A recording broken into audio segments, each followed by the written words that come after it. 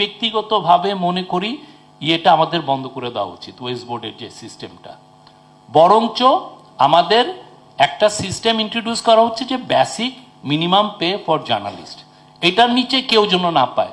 ইউএসএতে দেখবেন কিছু কিছু জায়গায় এই যে মিনিমাম পেটা করে দেয় $15.5 পার আওয়ার।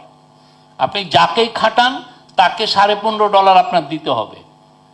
তার উপরে আপনি কি নিচ্ছেন সেটা অন্য পড়, কিন্তু এটা আপনার দিতে হবে। বাংলাদেশে কোনো সংবাদপত্র, কোনো নিউজ ওয়েবসাইট, কোনো তাকে আমার নিশ্চিত করতে হবে যে সে যাকে এমপ্লয় করে তাকে এই যে বেসিক মিনিমাম পে জন্য তার 35,000 থাকে বা 40 থাকে। তারপরে সে যা তার মেধা অনুযায়ী সে তার মতো নিক। জায়মা যদি অনেক ট্যালেন্টেড হয় সে 20 লক্ষ টাকা নিয়ে দেবে। সে যদি তার কারণে যদি ডেইলি স্টারে অন্তত 5 লক্ষ রিডার আসে, হোয়াই নট, সে ওই শি ডিজার্ভস ইট। জিল্লুর ভাইয়ের কারণে যদি পুরো ইয়েটা টিকে থাকে চ্যানেল আই, উনি যদি ডিজার্ভ করে যে না আমাকে আপনি 10 লক্ষ টাকা দিবেন, অবশ্যই এটা হবে।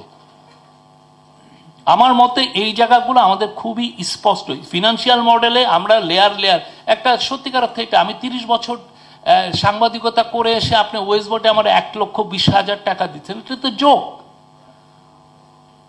আমার ফ্রেন্ড ঠিকই 30 বছর আর একটা জায়গায় থেকে সে যে 20 লক্ষ টাকা করে বেতন পাচ্ছে। আমরা এটা চাই না। আমার মনে হয় যে এই ওয়েস্ট বোর্ড সিস্টেমটা একটা ফল্টি, এই জায়গাটা ঠিক না। বরঞ্চ আমাদের বেসিক মিনিমাম করে এবং এটা খুব ব্রুটালি আমাদেরকে এনফোর্স করতে হবে যে কেউ যদি এটাকে ব্যত্যয় করে যে না 35,000 বা 40,000 যাই হোক বা আরো বেশি, এই জায়গাটা কেউ ব্যত্যয় করলে ওইটা বন্ধ করে দেওয়া হবে।